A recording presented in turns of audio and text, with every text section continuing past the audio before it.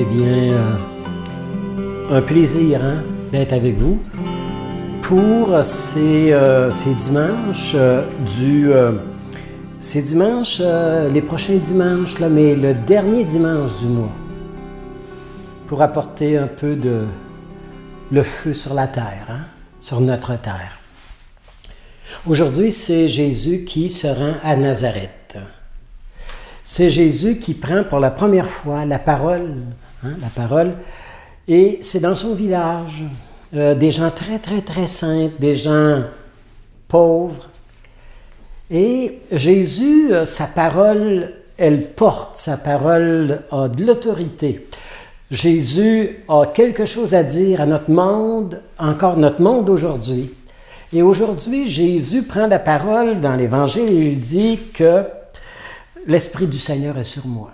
Il m'a envoyé porter la bonne nouvelle aux pauvres, sortir les prisonniers de leur prison, les affliger, les faire redresser la tête et de faire tomber des épaules les fardeaux trop lourds que les gens ont, qu'ils traversent.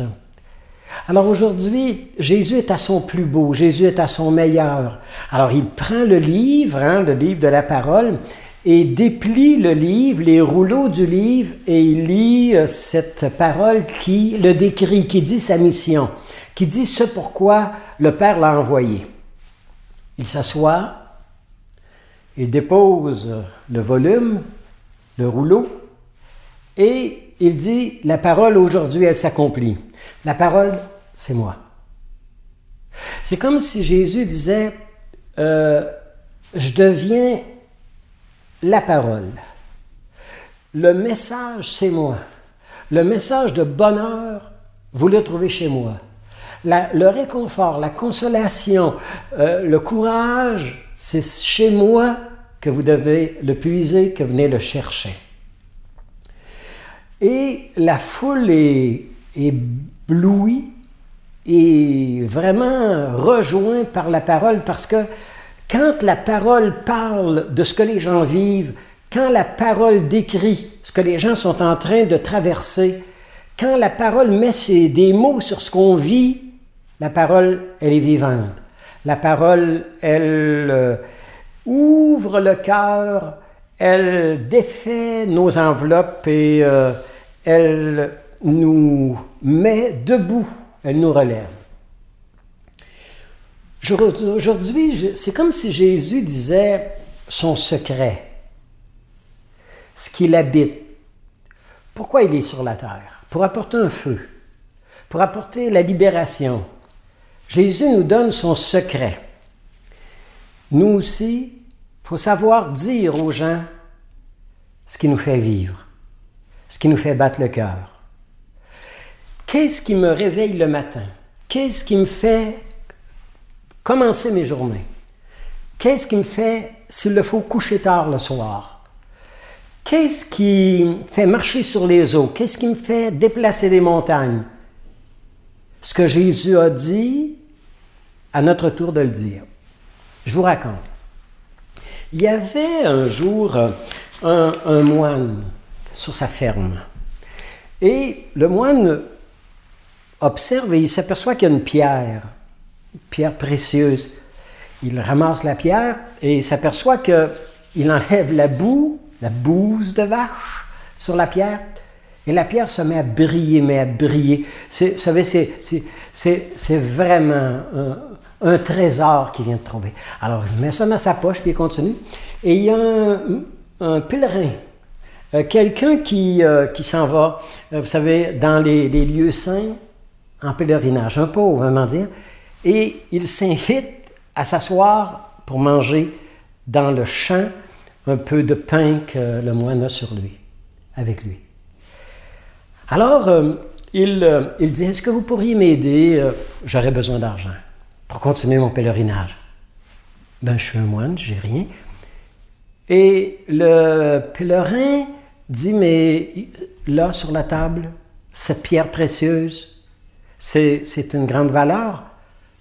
Vous ne pourriez pas me la donner? Et le moine, sans hésiter, prend la pierre précieuse, le trésor, et lui donne. Le soir, l'itinérant regarde la pierre précieuse, mais il dit, mais c'est une fortune. C'est inimaginable. Alors, il retourne sur le chemin pour rejoindre le moine et lui dit, je vous remets la pierre. Je vous remets votre trésor parce que vous savez, je pourrais perdre mon âme avec cette pierre. Je vous la remets, mais vous gardez quelque chose, hein? Il y a quelque chose que vous n'avez pas voulu me dire. Il y a quelque chose que vous n'avez pas voulu me montrer. Montrez-moi la pierre. Montrez-moi, qu'est-ce qui vous a fait donner cette pierre-là avec autant de liberté? Dites-moi votre secret. Dites-moi ce qui vous habite. Racontez-moi votre bonheur. Racontez-moi votre liberté intérieure. Et le moine était bouleversé parce qu'il lui avait donné la pierre, mais il ne lui avait pas donné son secret à lui. Les gens qui nous regardent, les gens qui nous entourent, ont besoin de savoir quel est ton secret. Qu'est-ce qui te fait battre le cœur? Qu'est-ce qui te donne des ailes? Qu'est-ce qui fait qu'après tant d'années, tu es encore en amour? Avec toutes les déceptions que tu as, qu'est-ce qui ferait que tu remettrais des enfants au monde? Les gens ont besoin de notre témoignage. Ils ont besoin de notre foi. Ils ont besoin de nos convictions. Il y a une très belle prière de Georges Mador qui dit « Viens Esprit Saint dans notre Église, secoue-la de sa torpeur, de sa léthargie. Renouvelle-nous dans l'audace, une jeunesse de cœur. Esprit Saint, viens comme un bon vent qui ravive les braises, comme un feu qui brûle nos scories, comme une eau qui fait germer la vie. » Ah, si on était capable de raconter l'histoire de notre bonheur, comme Jésus le fait, à être parole, à être page d'évangile, à être un original dans notre façon de vivre la foi, dans notre façon de vivre l'Évangile, parce que chacun de nous, on a une page d'Évangile à refléter pour les gens. Que tous ceux qui me voient te voient, Seigneur. Que tous ceux qui me rencontrent te rencontrent. Que tous ceux qui me croisent en chemin puissent te découvrir et trouver le bonheur, trouver leur secret. Que tous ceux qui me voient te voient, Jésus, et qu'ils t'aiment et qu'ils te trouvent à jamais.